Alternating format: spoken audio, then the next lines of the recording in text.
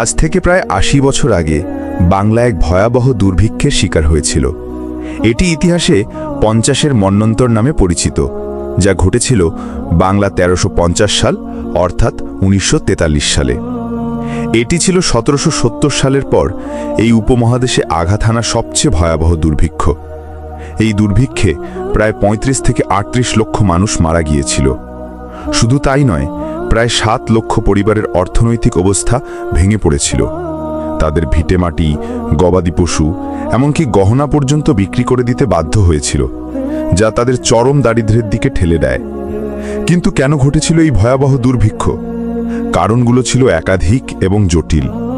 প্রথমত, দ্বিতীয় বিশ্বযুদ্ধ। ১৯৪২ সালে বার্মার পতন হয় এবং জাপানি আক্রমণের আশঙ্কায় আতঙ্ক ছড়িয়ে পড়ে।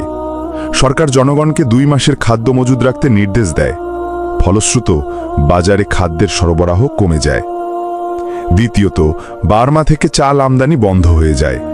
একই সময় সামরিক বাহিনী ও বেসামরিক নির্মাণ কাজের জন্য বিপুল পরিমাণ খাদ্যশস্যের প্রয়োজন হয়, যা বাজারে এক বিরাট চাপ সৃষ্টি করে। তৃতীয়ত, সরকারের ভুল নীতি। খাদ্যদ্রব্যের মূল্য নিয়ন্ত্রণ করার জন্য সরকার একটি সর্বোচ্চ মূল্যসীমা বেঁধে দেয়, যার ফলে খাদ্য ব্যবসায়ীরা গোপনে মজুত করে রাখে। বাজারে সরবরাহ আরও কমে যায়। চতুর্থত, প্রাকৃতিক দুর্যোগ।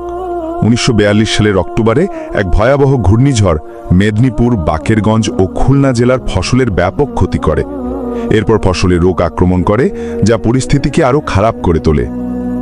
সবচেয়ে গুরুত্বপূর্ণ কারণটি ছিল খাদ্যশস্যের ঘাটতি খুব বেশি না থাকলেও অর্থনৈতিক বৈষম্য। নোবেল বিজয়ী অর্থনীতিবিদ অমর্ত্য সেন দেখিয়েছেন যে খাদ্যশস্যের দাম এত বেড়ে গিয়েছিল যে দরিদ্র কৃষক ও খেটে খাওয়া মানুষ তাদের মজুরি দিয়ে তা কিনতে পারছিল না। এটি ছিল দুর্ভিক্ষের মূল কারণ, খাদ্যের অভাব নয়, বরং ক্রয় ক্ষমতার অভাব। ১৯৪৩ সালের শেষের দিকে নতুন ফসল উঠলে এবং ভারতের অন্যান্য অংশ থেকে সরবরাহ এলে পরিস্থিতি কিছুটা স্বাভাবিক হয়।